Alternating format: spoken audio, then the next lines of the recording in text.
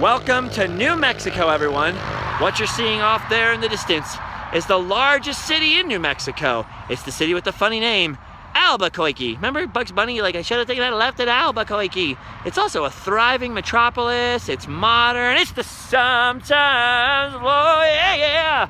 It's a loud, obnoxious, wonderful place full of all kinds of people doing all kinds of things in all kinds of places, and it's great. But instead of talking about Albuquerque, New Mexico, which is a Route 66 city and has plenty of interesting and weird stuff to talk about, I have to blast my way through it and keep on driving. But we're not going to just not talk about cities in New Mexico. Instead of showing you this city with the loud hip-hop music and the crazy adult video thing over there, which I think sells VHS tapes about how to do your taxes, you know, just adult stuff, we are going to talk about an entirely different type of city, a city that's not nearly this loud, a city that I wouldn't dare be loud in. In fact, I wasn't allowed to film it at all. So how am I going to show it to you? Well, let's go backwards in time and I'll show you what I did this morning. Are you ready? Time warp, go! Now, if you count 1776 as the birthplace of the United States is getting to be around 250 years old. But of course, way before Christopher Columbus, there were people living all over what is now the United States of America. The popular image of Native or Indigenous Americans is of them living in tents or teepees. But when the Spanish started coming into this area in the 1600s, they found a lot of the natives living in actual cities. And behind me, up on that mesa there, is one of those cities. Okuma Pueblo, or Sky City, as it might be better known, can be reliably dated as far back as 1100 AD. Because it's the ancestral home of the Akuma people who still live up here, and some of them still live up on top of that mesa. There's no video or audio recording, weirdly, allowed up there at all, but I did get to take a lot of pictures. I know it's a little unusual for me not to sneaky film just anywhere I go, but in this particular case, given that it's really a truly sacred and special place to the people who live here and whose ancestors lived and died up here, and some of which are buried up there, I'm going to actually really respect the rules, and I hope you'll forgive the following slideshow, but it's the best I could do under the circumstances. I'm gonna sit down and take a rest at the visitor center while you guys watch. Enjoy. Hello everyone, it's me, sexy disembodied narrator Justin. How y'all doing? I'm talking to you from the future. Oh yeah, the pictures. Well, this is Acoma Pueblo. We had to take a shuttle bus up to the top. They only let tour groups go up there. You have to be with a guide the entire time. There is no wandering around by yourself. There is no audio recording allowed up there. And no video recording. Luckily, they let you take your cell phone and take these pictures, and you have to have a camera permit, which is included in the price of a ticket, which was about $23. They told us that the Acoma people here are descendants of the people who built Chaco Canyon, the Anasazi as they're called, although they really don't like that word, and that's a Navajo word that means enemy, and they're not really into that.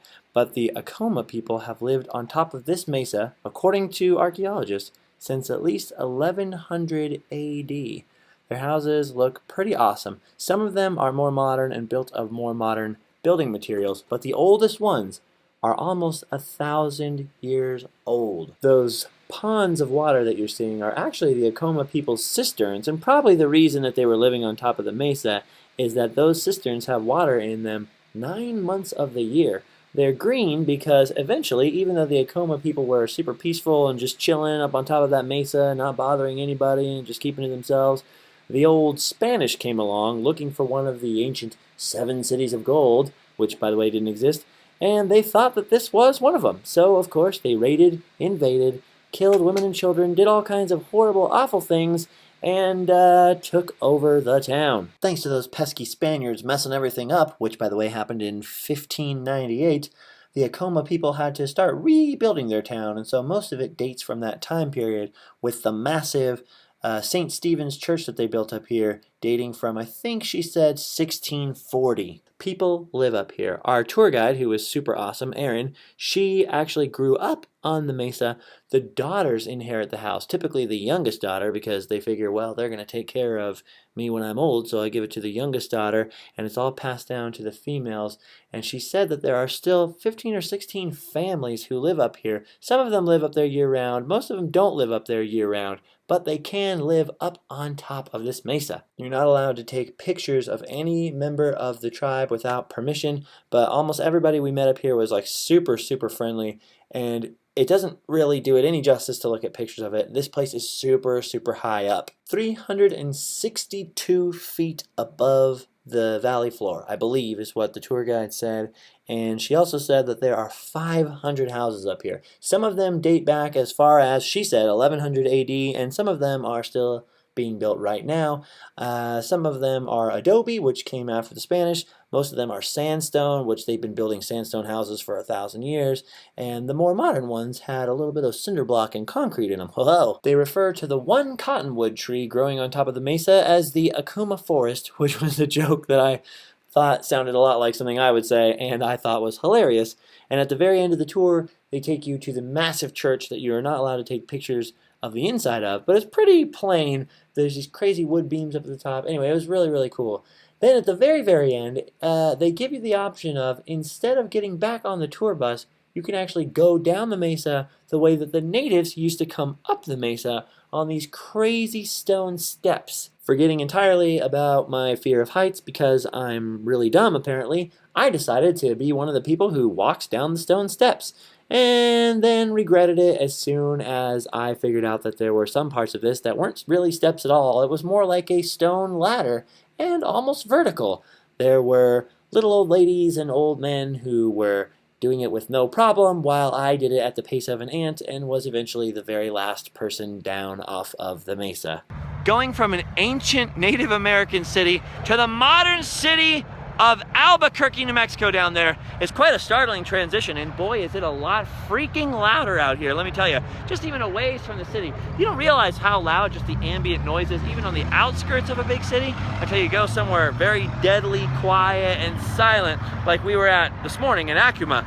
This is so crazy. Albuquerque is a city that I will not be spending any time with on this trip, but hopefully seeing the ancient city of Okuma this morning makes up for it. We got to make our way east, past Albuquerque. Don't take that left turn and go all the way to Texas. Look at this. This is awesome. Look up here. Do you know what that is? That right there is a satellite. That right there is Sputnik. After the Russians sent up Sputnik in the 1950s, the whole world was obsessed with satellites and the space age, and these things started appearing all over all kinds of signs. Back home in Anaheim, we had one on Catella, right off the 5 freeway, right near Disneyland, called Satellite Liquor. And they had one of these big signs just like this, only each little spike, I don't know, prong, proby, each little spike thing that came out of the ball was a different color. Our Satellite Liquor building is still there, but the sign is long gone, thanks to the city of Anaheim. This is cool though, right here in Moriarty, New Mexico, at this restaurant that has no name anymore. The old Sputnik sign, that's pretty cool. You can find it right next to Mike's Friendly Store since 1949. I've been traveling all day and I'm really lonely, so I hope that... Mike? It's closed. Guess he's not that friendly. Right across the street is something else epic. Take a look at this place. It's closed at the moment because the sun is about to go down pretty soon, but look at this place. Kicks Antiques. Handmade in New Mexico just for you. This is obviously an old Route 66 gas station that's been repurposed, which is seriously awesome. Anytime you can see one of these really cool old Art Deco buildings saved from the wrecking ball or the ravages of time and turned into anything even remotely useful, that's awesome. By the way, what are these? I see these glass things all over Route 66. Like you see them on top of fences and you see them all over. Were these from telephone poles or something? I really don't know. Both Mike's Friendly Store and Kicks over here seem to only be open a couple of days a week because I don't think the local cowboys are doing much shopping at these places. Everything in Moriarty, New Mexico seems to close pretty early, so I think I'm here at the wrong time of day. I wish I had more time to explore this place because it looks like there's a lot of really cool old Route 66 gems in this town. Here's a friendly looking place though, Pete's Bar. This legitimately looks like the kind of place that I would have played a show back in my days of being in a band. Dang, they had pool tournaments every other Saturday. It's one of those places where you can buy beer to go from the bar. I don't know if a lot of people who live in big cities don't know this, but in a lot of small towns you can't just buy liquor anywhere. There won't be liquor stores, there won't be a place to do it. So you actually have to go to the bar and be like, can I get a 6-pack please? And take it home, which is super, super weird, I guess, if you grew up in the city. Look at this, it's for sale. They do not serve minors. And then Paul Davis Sr.'s just got his name on it in the last call hours. Pete's Bar. I don't want to be offensive to Pete or anything, but this place looks kind of scary. It kind of reminds me of the El Sleazo Cafe from the Muppet movie. Remember that one? That's a good movie. Well, as much as I want to stay and look around, like Kermit and Fozzie, I gotta be moving right along. Should we do? Every single one of these towns has so many interesting things in it and so many stories to tell that it almost hurts me to just drive through them so quickly. But I've already been moving way too slow. Gotta get a move on. Today is a little weird because the Okuma Pueblo thing kind of put me 3 or 4 hours off my track. Like, it took about, it took an hour to get there, an hour to get back from there, from the interstate. Plus the tour was about 2 hours and a lot more hiking and stuff than I expected. But I promised myself on this trip that I would do some things that were just for me, that I knew, like, okay, like I couldn't film it. So I knew that going into it, like I can't film it. Should I even go if I can't share it with everybody? And I was like, this is once in a lifetime, it's a bucket list thing, I've got to do it. But of course it did put me 3 or 4 hours behind in terms of like getting across the state of New Mexico. It's only my 2nd state and my 4th day of the road trip. And, you know, it put me 3 or 4 hours of prime being able to film, you know, just didn't happen. Still though, completely unforgettable experience. I wouldn't trade it for anything. I highly, highly, highly recommend it. And now we got to get off the freeway because there's another Route 66 legend we at least have to take a peek at.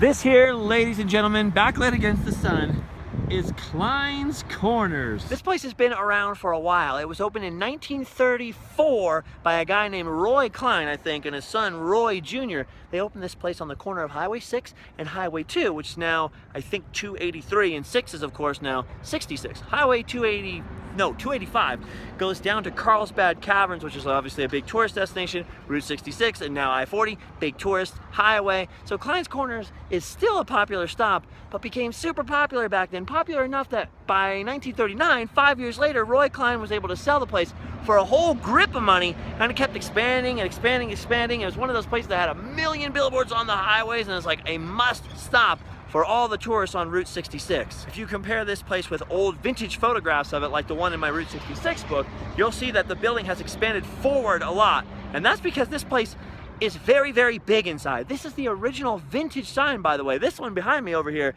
has changed a few times over the year and been replaced. But this sign, actually, just total side note, was built by the Young Electric Sign Company, I think, Yesco. They're the ones that built all those big, famous Las Vegas signs, like the ones we saw in that old neon sign graveyard back on this channel. Just saying. Let's go inside. This guy here is trying to spot the differences between these 3 wooden cowboys, other than the big split, obviously. That does not count. Can you see the difference between these cowboys? I'll tell you the difference. This one's holding a gun. He's ready to hold the place up. You better not start any trouble, mister. This is a historic location. Keep it cool. Clines Corners is a place for peace. Look at the size of this place. They have every conceivable thing in here, including bare bottom pajamas. Really funny underwear. A lot of t-shirts. No, seriously. Not just all these t-shirts. What about some of these t-shirts? What about these t-shirts? Oh, mama. Oh, Papa, what's going on here? Oh, duh, we're in New Mexico, home of Roswell, New Mexico. Have you guys ever seen my Roswell video? Go back, youtube.com/livefastdiepoor. That's my other channel. And go check out my videos of Roswell, New Mexico, including one of my favorite videos I've ever done, the weirdest gift shop in the galaxy. Just Google it, it'll pop up. Speaking of popping, how about teaching your kids how to pop a cap in someone with all these cool toy guns and weapons? Seriously, I've never seen so many super realistic toy guns in one place in my life. Oh, but it's not just toy guns for boys and for girls, ladies. We also have toy bow and arrows available, so nativity. We also have souvenir Indian headdresses, or Native American styled toys, as they put it. Do you think this one is historically accurate? All kinds of animals and goodies and gifts. Just so many gifts for the whole family, like the Uzi handgun Big Bang and the auto cap. Grandma's gonna love it. There's just like too much stuff in here. too much. Like, look at this buffalo. And the skull section. Belt lane. The moccasin shop. The blanket pile.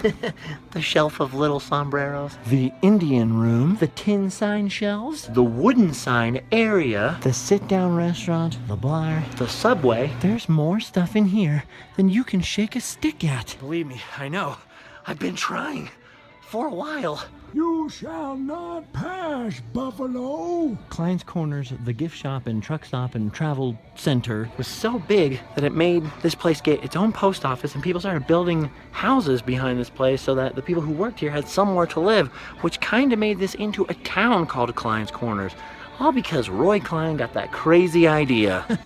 butt quack. I get it. And get this, after Roy Cline sold this place in 1939, he took his sweet Clines Corner sale money, and guess what he did? He opened another travel stop. That's right. After seeing how successful Clines Corners had become even after he sold it, Roy Cline took his money just a little bit farther down the highway and built this, the Flying Sea Ranch. It looked a little bit different when Roy Cline opened up the Flying Sea Ranch and Flying Sea Cafe here along the side of the highway in 1945, but this is pretty much still the same business along the same stretch of highway. During the interim, apparently Roy Cline was in Arizona for a while, but I guess he just couldn't get enough of this beautiful scenery out here. I kept hearing a strange clicking sound out here at the ranch, and I realized it's the flagpole's rope banging against the pole. At first I was like, what is that? Is that some sort of death clock? What is that sound? There's a lot of awesome stuff inside of this place too. Today this isn't owned by the Clines family either. This is owned by the Bolin Travel Centers company. They own a lot of the old school travel stops like this, and they run them quite well. Actually, this might be one of the few Route 66 travel stops that's way more impressive on the inside than on the outside. Normally the outsides of these places are all crazy, and there's teepees and there's art and all this stuff. The Flying Sea Ranch is pretty plain on the outside, but very, very full of crazy stuff in here. You can tell we're getting closer to Texas. See what I'm talking about? I love these places. And these places love guns and shark's teeth and dinosaur poop. Oh my gosh. And things that explode. Fireworks. We could blow up the whole world with these. Well, actually, probably not, but we'd have one heck of a party. Look at this. They have a giant stuffed bear. How you doing there, buddy? And an even more giant, real bear. Which is also stuffed, but it used to be alive. That's a Kodiak bear from Alaska. Thank God they don't live in New Mexico. That would be so scary. Oh, don't worry though, I'm barely afraid. All right. They were just closing, and the woman in there was like, "Are you gonna buy something?" And I panicked and just grabbed the first thing and said, "Yes, I'm gonna buy this."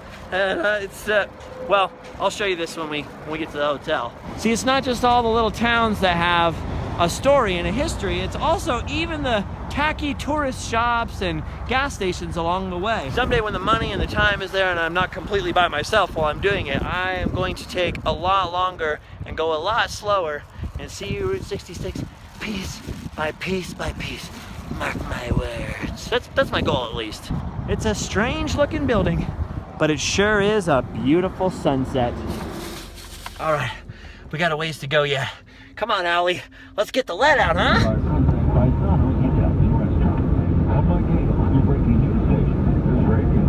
You know you're getting a ways out there when you can't really even pick up any one radio station.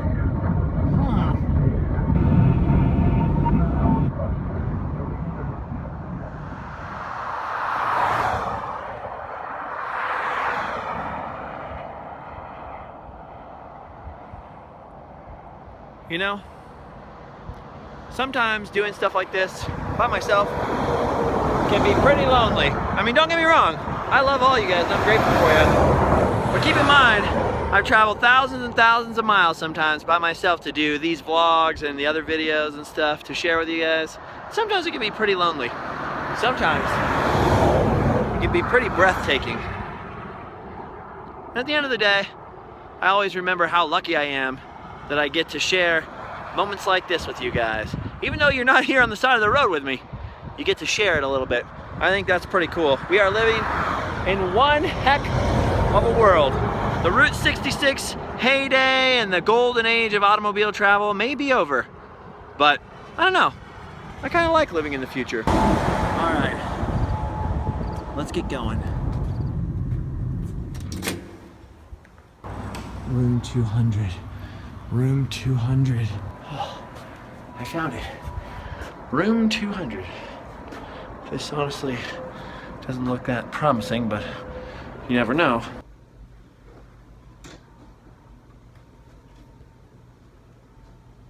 Ooh. Well, this doesn't look so bad. Let's see here. Oh yeah, this is nice. Dang, I guess you can't judge a book by its cover. And hey, look at this. This is the best part. All my stuff is already in here. I didn't even really realize what shirt I was wearing today while I was wandering around the actual Old West. But sort of fitting in that frontier land, coupled with maybe Knott's Berry Farm, is probably the first thing that gave me a love for the Old West and for Native Americans. But also, possibly not the best thing to wear. I don't know. It doesn't matter. Anyway, my phone is now plugged in. I'm downloading footage from today, getting prepared to edit this very vlog you're watching. Oh, this is meta. This is weird. So it's the perfect opportunity to show you all what I bought from the Flying C Ranch. Are you ready for this? Can you handle this? Because I don't know if I can handle it. Well, we'll see. Prepare your eyes and your brains for this. You see that? It's Superboy Alien Power. This, I'm assuming, is Superboy. It totally lights up. And these are the aliens. It says alien power. I'm not sure what gives them their power, except maybe for these huge guns in there. This guy and this guy over here are looking pretty like mean. They got their like pressure suits on, they're ready to go. But this guy and this guy over here, they kind of look like they're made of some sort of stone. Snarf, snarf, Gorderong snarf. We have big guns. Our guns do nothing to stop this hideous red monster. Fear not, I, Superboy, am here. What can you do? Our guns were powerless. I don't need guns. I have super mega... Where is it? Laser vision! I will lightly illuminate your face, alien scum!